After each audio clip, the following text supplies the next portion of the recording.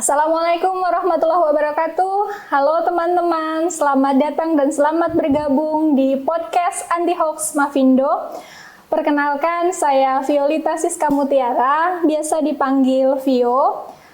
Kali ini saya akan menemani teman-teman semua untuk membahas tentang hoax yang sedang banyak beredar di bulan Mei ini, kemudian juga membahas tentang hoax yang paling fenomenal, kemudian juga akan membahas tentang prediksi hoax yang akan mungkin banyak beredar ke depannya.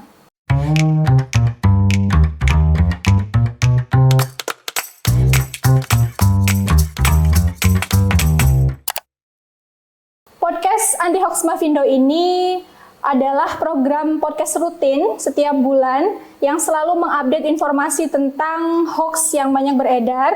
Dan di bulan April lalu kita sudah bersama dengan Ketua Presidium Mavindo, sedangkan di bulan Mei ini kita kedatangan tamu yaitu anggota Presidium Mavindo dari wilayah Timur. Bersama kita hari ini sudah ada Kak Mark Mariadat Ufi. Selamat datang Kak Mark. Halo, Tevio. Iya, apa kabarnya? Baik sekali. Baik, oke. Sebelumnya boleh nih cerita dulu, perkenalan diri singkat boleh ya? Oke. Nama saya Mark Mariadat Ufi, seperti yang tadi Mbak Vio sudah jelaskan, selain sebagai anggota Presidium Pengampu Perluasan Jejaring Indonesia Timur, saya bekerja sebagai Deputi Strategic Partnership di Ambon Music Office, mengurus tentang menjalin kerjasama dengan kota-kota kreatif, dan baru saja kembali dari luar negeri untuk festival. Tapi basic saya kebanyakan berkecimpung di komunitas kreatif di Kota Ambon. Wah, tadi musik ya? Musiknya apa nih? Banyak sebenarnya, tapi yang lagi kita dorong sebenarnya musik etnik yang bisa kita perkenalkan di luar negeri. Ya, denger-dengar juga rapper nih, bener nggak Kak? Dikit-dikit. Boleh udah pensiun. Boleh rap dulu sedikit gitu. Ya. Oke, cek, double check, dan bahkan multiple check. Musuh makin lincah, jangan sampai digocek. Sedikit aja. Oke, jadi selain tadi kegiatannya di Mavindo juga untuk bermusik seperti itu, mungkin hobinya apa nih sehari-hari? Saya penikmat musik, tapi saya juga penikmat film. Jadi waktu luang saya kebanyakan mendengar musik dan nonton film. Film terakhir yang ditonton apa? Tentang Fire, dokumenter tentang orang yang membuat event tapi scam, kemudian dia diserang di sosial media, dan seru lah. Jadi sci-fi ya? Science fiction gitu ya? Dia dokumenter sebenarnya. Jadi dia ngebikin kayak event yang kemudian tidak jadi, dan kemudian jadi fraud yang besar karena tiketnya terlanjur dijual kiri kanan gitu. Seru lah. Seru. Baik. Ya, Kak Mark ini kan dari wilayah timur. Betul. Boleh dong diceritain mungkin di wilayah timur itu bagaimana untuk perkembangan, sekarang kan banyak perkembangan teknologi semakin pesat, kemudian juga banyak informasi yang beredar lebih cepat lagi ya, hoax-hoax juga banyak beredar. Untuk di wilayah timur itu ada mungkin kendala atau mungkin kesulitan atau mungkin justru ada hal-hal menarik yang boleh disampaikan, silakan. Sebenarnya menanggapi perkembangan sekarang, masyarakat sudah semakin siap ya, apalagi dengan perluasan coverage jaringan 4G di pedalaman-pedalaman di Indonesia Timur, dan kemudian perkembangan gadget yang sudah dimiliki oleh banyak orang, orang makin terkoneksi dengan baik, dan itu yang terjadi di Indonesia pada umumnya, dan terkhususnya di Indonesia Timur. Tapi kembali lagi, kita harus diberi kesiapan dalam menghadapi itu. Makanya hal ini yang menjadi concern saya juga dengan teman-teman di Indonesia Timur, terkhususnya Kota Ambon, untuk kemudian menggalakkan tentang literasi dalam bermedia sosial, dalam bermedia digital gitu. Baik. Jadi sudah apa saja ini langkahnya untuk untuk membantu atau mungkin lebih menggalakkan literasi digital di wilayah timur? Kita sering bikin kelas-kelas mandiri dengan bekerja sama dengan banyak komunitas, gereja, masjid. Jadi kita menyusupi literasi digital di setiap kesempatan yang mungkin ada begitu. Kita terbantukan juga dengan proyek Tular Nalar yang kemarin sempat kita tangani di beberapa tempat di Kota Ambon dengan coverage yang cukup luas, karena kita tidak hanya di Kota Ambon, kita ke Maluku Tengah, kita bahkan menyeberang ke Maluku Tengah yang di Pulau Seram. Semoga program-program yang sedemikian mirip Tular Nalar lah katakanlah bisa semakin digalakan ke depan.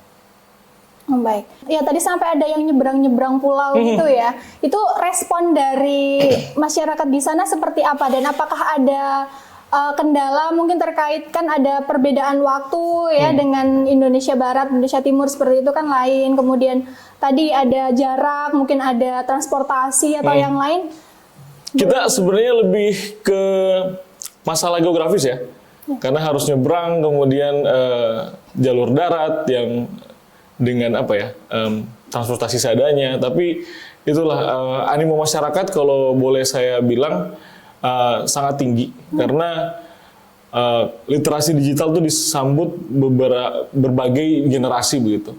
Banyak yang hadir dari yang muda sampai yang tua sebagai tempat di mana kita berbagi. Begitu. Baik, berarti responnya sangat baik ya untuk di sana. Oke. Kita ke tema dari podcast Anti Hoax ini untuk bulan Mei ini, Kak. Itu apa saja sih hoax yang banyak beredar?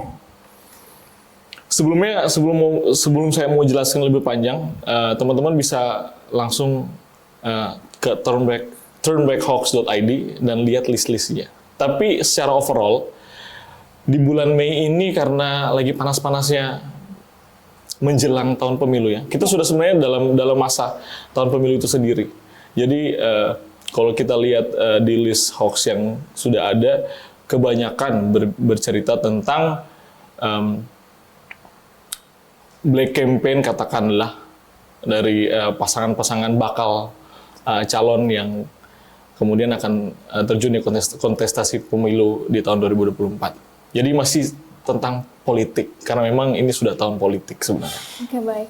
Kalau di Indonesia Timur sendiri, apakah ada hoax-hoax tertentu yang mungkin juga banyak beredar di sana? Hoax yang terjadi di wilayah timur pada umumnya sama juga dengan yang dihadapi di level nasional ya. Adanya kiriman WhatsApp dari nomor tidak dikenal yang berisikan tentang .apk yang harus kita klik, padahal itu berbahaya karena bisa men-trigger satu aplikasi yang bisa mencuri data. Kemudian .apk ini berubah menjadi .pdf karena sudah banyak pemberitahuan nih bahwa .apk jangan diklik. Sekarang udah jadi .pdf. Orang masih juga tertipu bahwa ternyata itu hanya nama yang diubah. Dia masih APK begitu. Dan kemudian ada hoax juga terkait yang paling baru ya di wilayah timur khususnya Kota Ambon tuh tentang orang hilang, kemudian memention keterangan yang fiktif dan taruh 2 foto yang kemudian terlanjur disebar. Ada pencemaran nama baik di situ, tapi kemudian bisa di-counter secara cepat oleh teman-teman begitu dengan mengklarifikasikannya. Karena kalau di Kota Ambon tuh saya bilang karena kotanya kecil, maka percepatan informasi itu sangat cepat. Jadi tergantung yang baik atau yang buruk nih yang terjun duluan gitu. Maka perluasan jejaring Indonesia Timur di Kota Ambon maupun di kota-kota lainnya sangat penting karena masyarakat tuh punya kecenderungan bahwa menyebarkan suatu berita menjadi orang pertama tuh menjadi satu hal yang wah begitu. Nah, hal ini nih sangat berbahaya di kota-kota kecil begitu yang cukup responsif dalam menanggapi hal itu. Jadi ya begitulah, kita harus tetap siap dalam melengkapi diri kita, pengetahuan kita tentang literasi digital. Oke, baik. Kemudian saat Kak Mark terjun langsung nih, banyak sampai ke pulau-pulau gitu ya. Ada nggak yang cerita menarik gitu tentang penipuan digital yang mungkin dialami oleh teman-teman di sana yang diceritakan ke rekan-rekan Mavindo atau relawan-relawan di sana? Itu seperti apa bentuknya? Pertama-tama sharing session kita ke daerah-daerah tuh selalu menarik ya. Mulai dari tantangan geografisnya, kita kadang harus menyeberang dengan kapal cepat, kemudian harus melalui jalan darat sekian jam dengan tantangan geografisnya tersendiri. Tapi kemudian animo masyarakat tuh cukup besar dan banyak rentang umur yang mau berpartisipasi dalam sharing session kita gitu. Uniknya adalah bahkan di umur 40-an ke atas tuh di wilayah seterpencil katakanlah desa yang di Maluku Tengah misalnya, kita sempat ke Hitu. Dia sebenarnya tidak jauh, dia masih di Pulau Ambon, tapi sudah masuk ke Kabupaten Maluku Tengah. Itu 6 jam dari kota Ambon. Ada cerita menarik bahwa love scam tuh sampai ke situ. Oh ya.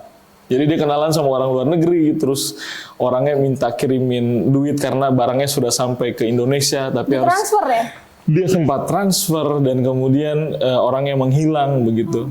Jadi sebenarnya wilayah rawan tuh ada di mana-mana dan ancaman itu adalah milik semua orang begitu. Jadi kembali lagi menjadi siap adalah hal yang penting. Baik, menarik sekali ya pengalamannya. Baik, kemudian kalau untuk hoax yang paling fenomenal di sana apa sih belakangan ini? Belakangan ini kembali lagi sih masih ke tentang link-link scam ya.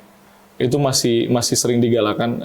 Kebetulan saya berrelasi banyak juga dengan teman-teman dari pihak bank yang selalu mengedukasi lewat short video yang kemudian di-share, minta tolong dipasang di status bahwa jangan tekan link ini, link itu begitu. Tapi kemudian kita harus mengantisipasi yang menjelang ke tahun politik ini. Pasti ke depan ujaran kebencian, hate speech, dan black campaign terkait pencalonan di tahun politik yang saya bisa bilang pesta besar ya. Legislatif, kepala daerah, bahkan sampai presiden. Ini harus diantisipasi secara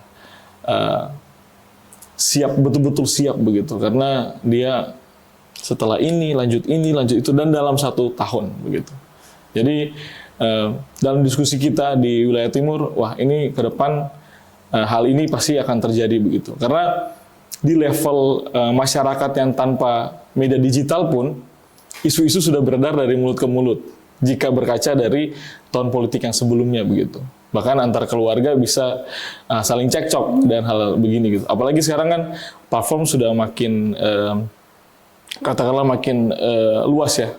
Kehadiran TikTok dengan FYP-nya yang tidak perlu follower banyak, kadang dia tiba-tiba muncul, berbeda dengan channel-channel yang harus punya subscriber banyak, kemudian dia bisa muncul sebagai trending. TikTok tuh bisa menjadi platform yang seksi, yang bisa ditunggangi ke depannya. Itu dalam prediksi kami begitu. Berarti sudah ada mungkin pendekatan lewat sosial media dari teman-teman relawan di sana ya, jadi aktif. Untuk responnya sendiri dari pemilih pemula, mungkin dari anak muda di sana terhadap sosial media dari Kak Mak dan relawan-relawan yang lain seperti apa? Kita beruntungnya, katakanlah kemarin ya, kita sempat lihat beberapa program besarnya Mavindo, katakanlah satu contoh, Tular Nalar. Setelah itu kita buat banyak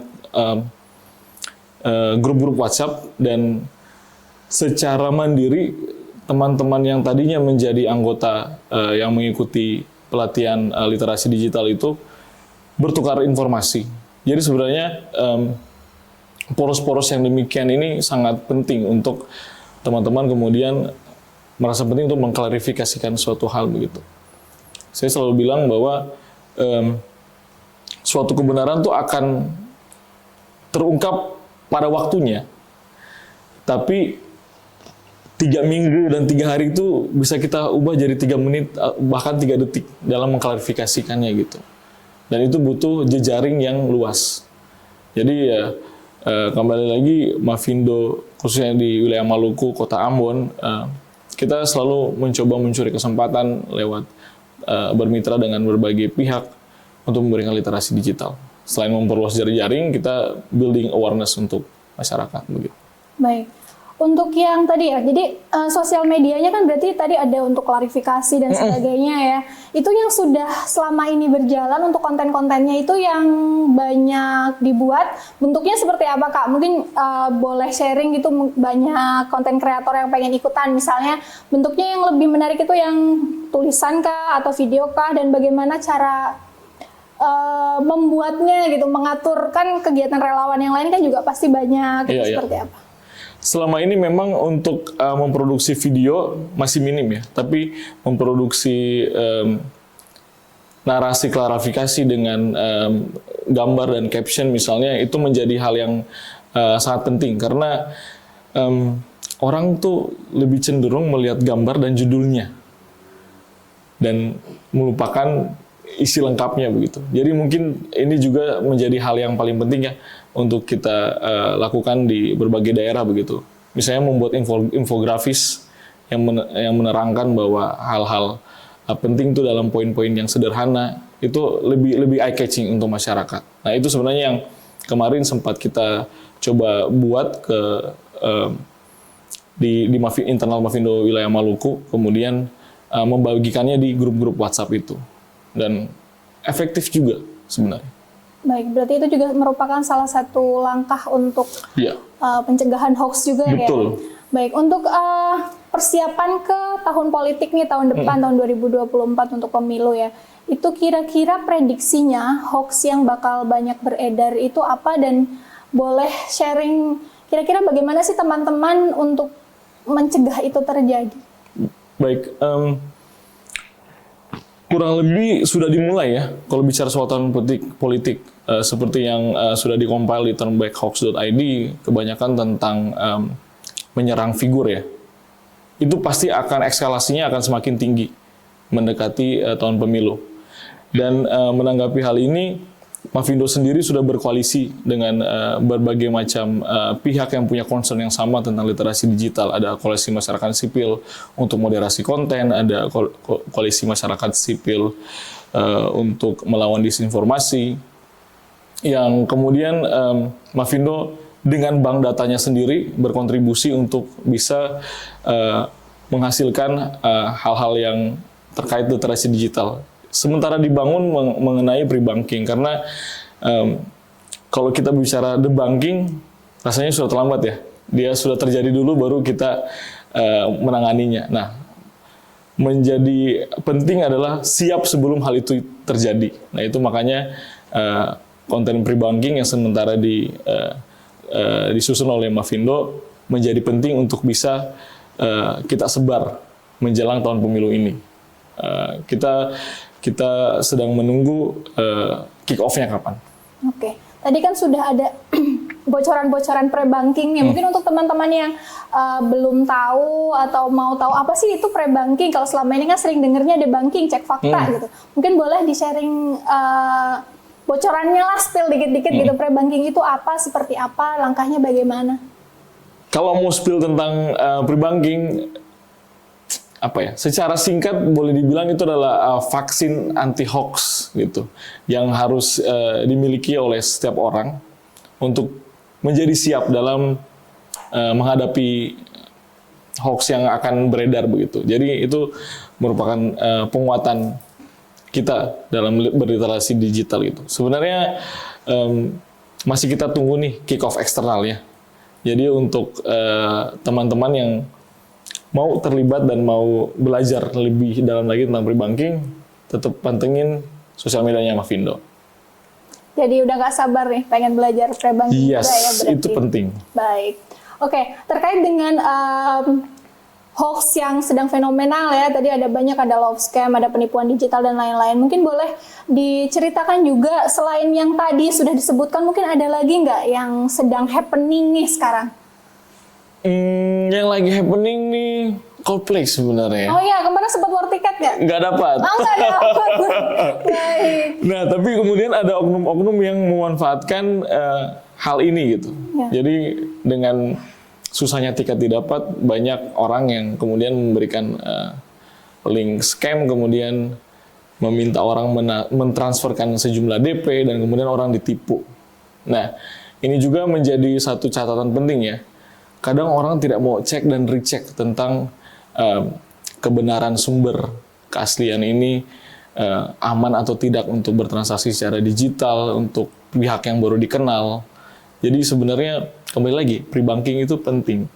Masih berkaitan dengan hal yang kita tunggu di Mavindo nanti.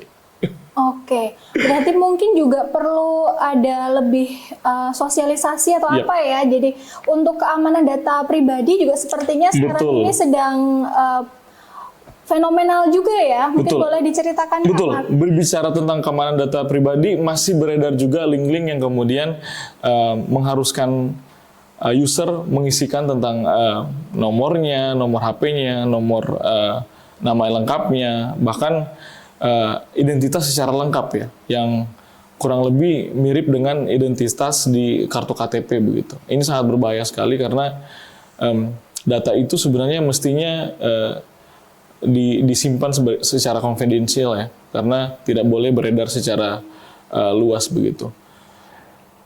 Dulu di zaman COVID misalnya, banyak link-link tentang kuota gratis yang mengharuskan kita mengisikan nama, kemudian nomor, dan harus di-submit, dan kemudian kita nggak tahu pulsa kita terkuras dengan otomatis begitu. Nah, kurang lebih cara kerjanya akan sama.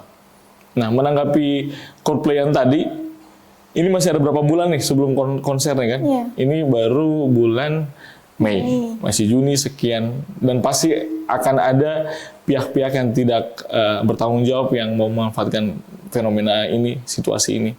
Mestinya teman-teman juga yang sedang nonton bisa kemudian menggalakkan hal ini di paling tidak lingkaran keluarga dulu, komunitas, dan kemudian boleh dipasang di status mengedukasi setiap orang. Iya, kita juga banyak melihat ya untuk seperti banyak yang pinjaman online gitu. Betul. Demi untuk membeli tiket Coldplay, foto pakai KTP. Nah, itu ada cerita apa? Ada cerita. Jadi sepupu saya, dia memang sempat menggunakan jasa pinjaman online yang resmi ya. Tapi karena dia berkutat dengan pinjaman online, keyword itu kayaknya cukup familiar di search engine-nya dia. Kemudian ada iklan terkait pinjaman online yang kemudian dia cuma ngisi next tanpa mengafirmasi bahwa dia mau pinjam. Beberapa menit kemudian uang masuk, dan kemudian dia ditagih dengan bunga yang tinggi sekali dalam jangka waktu yang pendek, dan itulah dia kemudian diancam untuk segera melunasi, kalau tidak data pribadinya akan disebarluaskan. Nah, di situasi yang kepepet-kepepet begini nih, biasanya kan orang takabur nih, kemudian mencari jalan pintas. Semoga kita dijauhkan dari hal itu. Dan teman-teman yang tergabung juga dalam podcast ini bisa mengedukasikan siapapun itu, relasi, keluarga, untuk berhati-hati dengan pinjol yang ilegal ini. Baik. Mungkin Kak Mark juga boleh sharing bagaimana sih cara kita mengantisipasinya atau menjaga data pribadi, atau yang boleh di-share, yang nggak boleh di-share, atau yang harus di-keep sendiri itu apa saja, dan apa yang nggak boleh, misalnya kayak KTP atau apa itu penggunaannya sebatas apa, dan yang lainnya mungkin boleh di-sharekan. Data pribadi itu udah pasti tidak boleh ya. Kakak, nama ibu itu ada di kakak, itu tidak boleh karena dalam form bank katakanlah, itu bagaimana cara mereka memastikan bahwa terkonfirmasi nih seseorang ini menyetujui suatu program misalnya. Itu sangat bahaya. Jadi KK, KTP tidak boleh. Yang paling penting juga adalah OTP. Sekarang pembajakan platform e-commerce itu paling banyak juga. Dengan alasan orang meminta OTP yang masuk, padahal dia sementara login ke akun kita begitu. Namanya one time password, milik sendiri, berlaku sekian detik dan tidak boleh tersebar, karena itu sangat bahaya. Baik. Kemudian untuk sosial media juga ya, sepertinya masih banyak ya teman-teman kita juga yang mengalami ternyata sosial medianya dihack, kemudian ada teman yang pura-pura meminjam. Nah, seperti itu kira-kira bagaimana cara kita menghadapinya kalau ada kasus-kasus seperti itu? Yang paling penting sih pengamanan akun ya. Two-way authentication itu paling penting, two-way factor authentication. Memang kadang ribet. Kita login harus terkonfirmasi oleh akun yang sementara login di perangkat utama kita. Kadang harus dikonfirmasi lewat SMS, lewat OTP. Ribet sekali. Kadang ada yang pakai Google Authenticator sebagai perlindungan ekstra dalam membuka aplikasi misalnya. Nah, memang ribet, harus repot kalau mau aman begitu. Jadi, bagi teman-teman, jangan lelah untuk berrepot-repot dalam mengamankan akun, karena akun yang sudah dibangun sekian tahun sangat sayang gitu, untuk kemudian satu waktu dia bisa hilang. Ya, apalagi kalau centang biru ya. Betul, centang biru lah, terus followernya sudah banyak lah, isinya memori-memori penting tentang video, foto yang penting, itu kan sangat sayang kalau bisa hilang oleh tangan-tangan yang jahil gitu. Baik, sebelum kita menutup podcast kita pada kali ini, boleh Kak Mark menyampaikan closing statement-nya mungkin terkait tadi penipuan digital atau hoax yang banyak beredar atau apa, silahkan Kak Mark. Kembali saya ingatkan bahwa teman-teman harus cek, double check, bahkan multiple check, karena musuh di luar sana tuh makin lincah. Teman-teman satu saat bakal digocek. Jadi apapun itu teman-teman harus bersedia berlelah-lelah untuk mengkonfirmasi sebuah berita, sebuah informasi yang masuk, ini aman atau tidak, baik atau tidak, perlu atau tidak untuk kita share. Karena apapun yang kita share sangat berpengaruh terhadap lingkungan kita. Mungkin teman-teman merasa sepele membagikan status di WhatsApp ataupun memposting di timeline, tapi ketika hal itu di-reshare oleh orang, maka multiple efeknya makin besar. So, cek, double check, bahkan multiple check. Mantap sekali Kak Mark ya, closing statement-nya. Baik, terima kasih Kak Mark yang sudah berkenan untuk membagikan informasi, membagikan pengalaman dan ceritanya dalam podcast Anti Hoax Mavindo ini. Dengan senang hati. Iya. Banyak sekali informasi dan pembelajaran yang bisa kita dapatkan dalam sesi podcast kali ini. Teman-teman sekalian juga jangan lupa untuk follow akun media sosialnya Mavindo.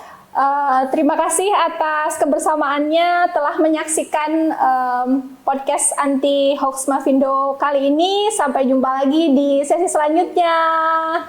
Assalamualaikum warahmatullahi wabarakatuh.